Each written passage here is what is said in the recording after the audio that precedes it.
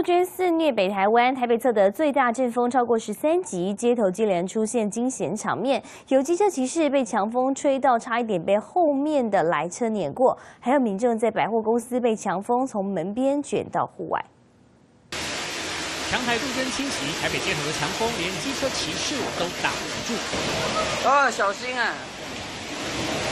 仔细看网友拍摄的影片，2辆机车先是在松江吉林路口被10级风吹到绿灯定格，尾随的轿车紧急刹车，然后后方的骑士不知倒地，接着前方的骑士也被吹倒，还好后面的计程车及时闪过，否则性命难保。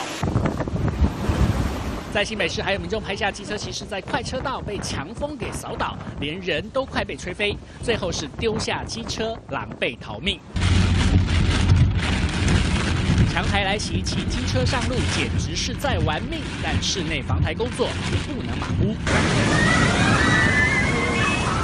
台北闹区这对母子被强风从屋内卷到屋外，滑行的距离超过10米，吓坏了民众，赶紧前往救援。骚动的场面发生在台北101大楼，5个大男人7手8脚抢救一片铁门。 101大楼后重铁门不敌强风，被吹到屋外广场。工作人员紧急动员救门，而游客们倒是很淡定，大家处变不惊，围观争睹着台风奇景。记者综合报道。